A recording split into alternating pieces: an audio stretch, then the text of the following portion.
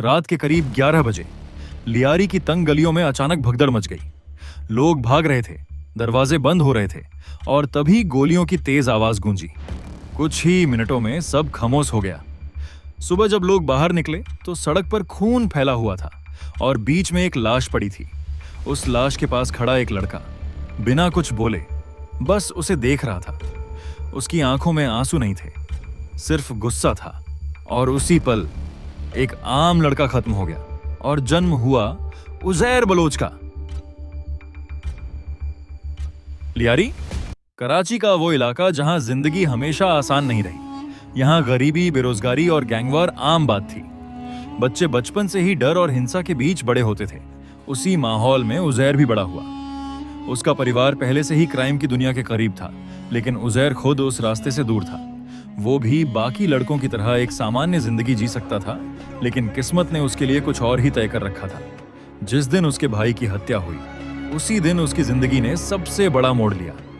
दिन दहाड़े उसके भाई को गोली मार दी गई और शक गया अरशद पप्पू के गैंग पर। एक पल में सब कुछ खत्म हो गया। एक परिवार टूट गया और एक भाई के अंदर बदले की आग जल उठी। उजैर को उम्मीद थी कि उसे इंसाफ मिलेगा, लेकिन ऐसा नहीं हुआ। कानून खामोश रहा, पुलिस की कार्रवाई धीमी रही और धीरे धीरे उजैर को समझ आ गया कि यहां इंसाफ मांगा नहीं जाता, लिया जाता है। उसने फैसला कर लिया, अब जो होगा वो खुद करेगा। धीरे धीरे उसने अपने जैसे लोगों को अपने साथ जोड़ना शुरू किया। ऐसे लोग जिनके पास खोने के लिए कुछ नहीं था।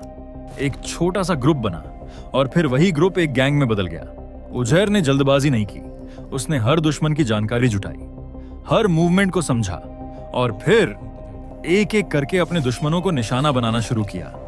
लियारी की गलियों में अब एक नया नाम गूंजने लगा, उजैर आ गया। लोग उससे डरने लगे, लेकिन कुछ लोग उसे अपना रक्षक भी मानने लगे। उधर अरशद पप्पू भी एक बड़ा नाम था। उसका भी इलाके में मजबूत प्रभाव था और अब दोनों के बीच टकराव तय था। साल 2013। लियारी में एक दिन सब कुछ सामान्य दिख रहा था, लेकिन असल में एक बहुत बड़ा खेल शुरू हो चुका था। उजैर ने अरशद पप्पू की हर हरकत पर नजर रखनी शुरू कर दी थी।